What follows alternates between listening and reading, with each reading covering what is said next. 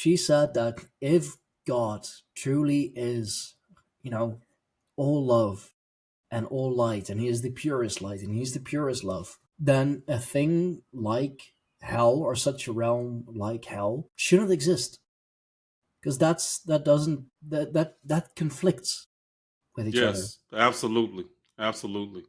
Can I take that to where that idea even came from? Hell, Yeah, please. okay. So, and this goes back to what I was saying earlier about the ancient Kemet and ancient Kemet. Okay, so they had the noon was like the primordial ooze or before creation.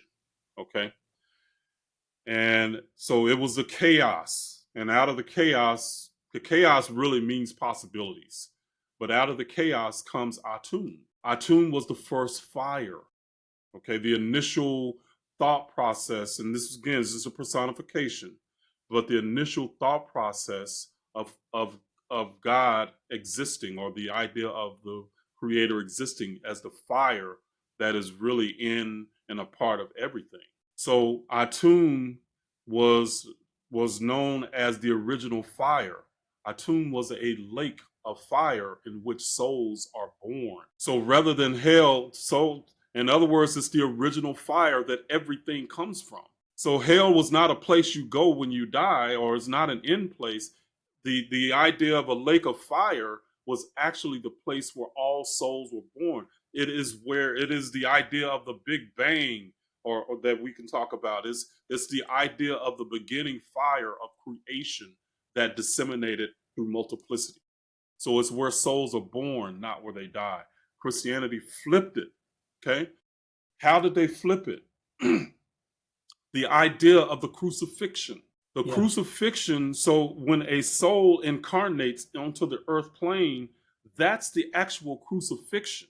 The death is when the soul forgets who it is. That's the death. Osiris is the god of the underworld, the god of death. You know, all this.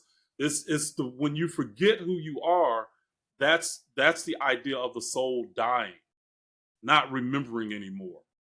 Okay? When you that's the idea of the earth, air, fire, and water being the principal elements needed to cross over into physical reality. The resurrection, and you to the way that you can imagine this, Stein, is just think of the journey of the sun, because that was the metaphor that they used. That was the idea of Ra. Okay. Yeah. But when the sun sets, it dies. But the sun is a metaphor for the light of us, each soul. But it dies or forgets who it is. And then it has to go and travel and traverse the underworld before it comes back and rises again in the morning and resurrects or remembers who it is.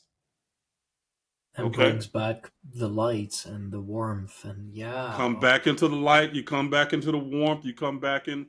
But as you're in the night, in the underworld, which is the human aspect of our journey, you're going through all kinds of stuff. The dark Okay? night of the soul. Dark night of the soul. That's actually Christmas. Christmas. I mean, Yes. yeah. Think about it in the journey of the sun. If you look at a wheel, okay, and you think about the four seasons, Christmas is at the winter solstice. Yeah. That is Okay? when, you know, That's the the day darkest when the night is days. longest and the day is Nights are shortest. longer than days. Yes. Yeah, yeah, yeah. And then the birth of Jesus, if you look back linguistically, the I and J are interchangeable. Hmm. Well, how did the J come about?